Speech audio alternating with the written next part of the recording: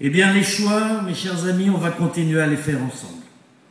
Les paris, on va continuer à les prendre ensemble. Les défis, on va continuer à les relever ensemble. Un mot juste des stratégies, si tu me permets, Valérie. Il y en a 3 qui me paraissent vitales. Le défi des transports durables et de la mobilité avec l'Institut de recherche technologique, projet central mondial s'il en est. Le transport durable est un des sujets du XXIe siècle. Et ce n'est pas le premier vice-président de la Commission du Parlement européen, Dominique Riquet, nous sommes définitivement infiltrés partout, qui nous dira le contraire. Le deuxième défi est celui de la révolution numérique. Permettez-moi vraiment d'en dire un mot, car je crois que ça va être le marché de la plus grande croissance des décennies qui viennent. De quoi s'agit-il? Que les nouvelles technologies actuellement utilisées pour les jeux deviennent utilisées pour la formation et l'apprentissage des savoirs fondamentaux. C'est ce qu'on appelle le serious game. Notre chambre de commerce et d'industrie, notre université, nos élus ont décidé d'en faire un axe majeur. Très bientôt, le long de l'ESCO, nous aurons d'un côté le regroupement de toutes ces écoles de la Chambre dans un bâtiment extraordinaire et juste de l'autre côté, dans la zone franche urbaine, ce pôle numérique vital qui probablement commencera par une première tranche de 2000 emplois. C'est la révolution d'après. C'est la révolution d'après les NTIC. Et là, nous avons une avance mondiale. Bravo à nos amis de la Chambre de commerce. Et puis j'ai tellement voulu Seine-Nord, permettez-moi de vous le dire, car c'est majeur. Nous avons toujours dit que nous avions un potentiel industriel. Nous avions toujours dit que nous avions les compétences, les ouvriers qualifiés, l'envie du travail collectif, que nous aimions les usines. Mais si on a en plus les infrastructures, ce canal Seine-Nord, permettez-moi de remercier en votre nom Daniel Percheron, président de la région Nord-Pas-de-Calais, qui a fédéré les régions autour, la Picardie, l'Île-de-France. Ce canal Seine-Nord, les travaux ont démarré. Il va, après le bouchon qu'on va faire sauter un peu plus au nord chez nous, le canal de Pomerol. C'est une révolution du positionnement du Valenciennois pour les 50 ans qui viennent. J'étais l'autre jour sur l'autoroute, c'est assez amusant, on descend, et c'est un endroit où on voit le canal qui passe au-dessus des premières bretelles d'autoroute. C'est que le canal passe au-dessus, c'est un projet magnifique. Il va changer, et nous devons, nous, maintenant, raisonner en infrastructure, en logisticien.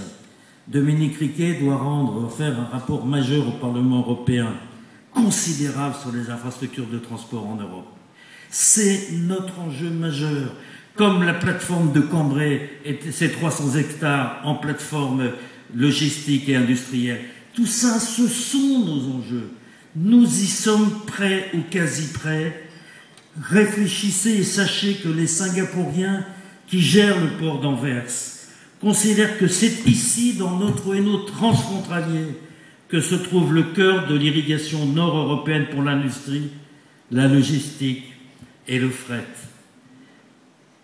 Chers amis, je suis très impatient, vraiment très impatient, et j'étais à Condé au vœu samedi dernier, on parlait avec Daniel Bois, très impatient de prendre ce tramway vers le pays de Condé.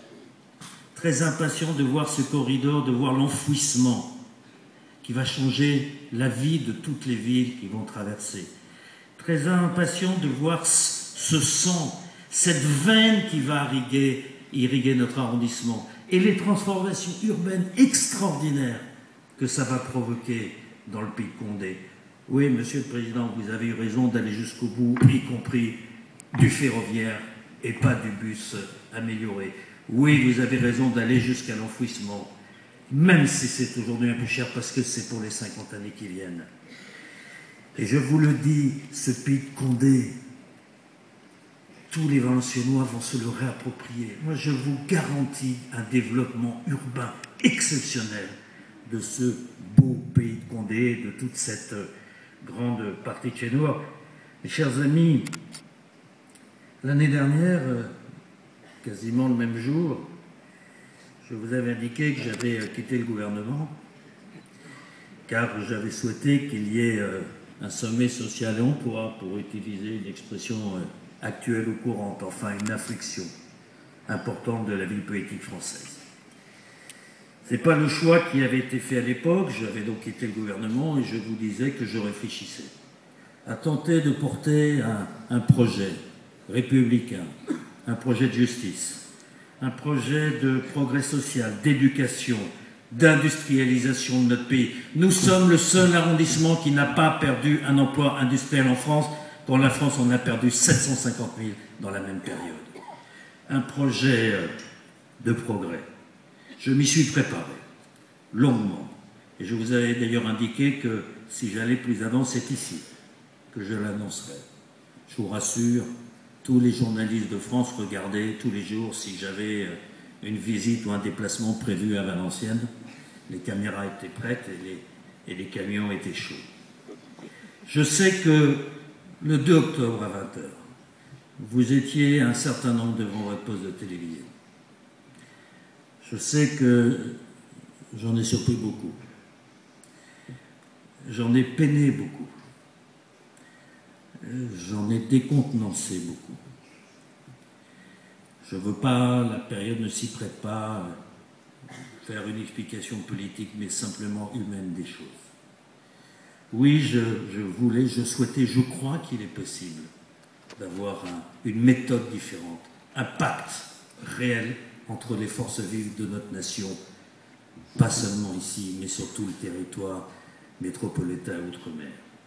Je m'y suis préparé et j'ai considéré en mon âme et conscience que dans la période de crise dans laquelle nous étions, de perte de repères et d'angoisse, de considérer que je n'avais pas la capacité réellement de l'emporter. Je ne veux pas en dire plus.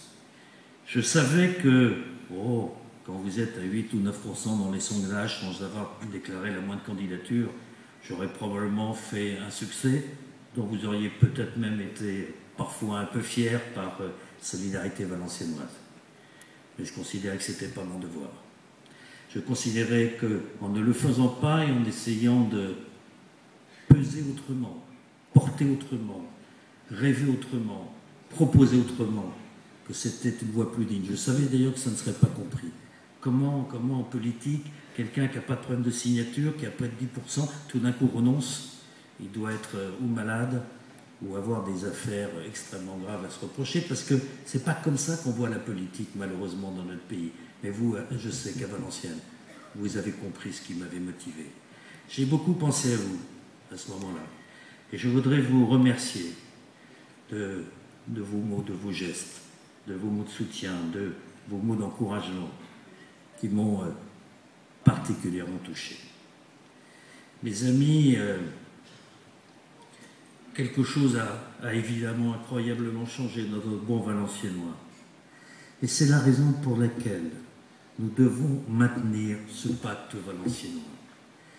Dans quelques semaines, chacun participera ou fera ses propres choix politiques, et c'est bien légitime.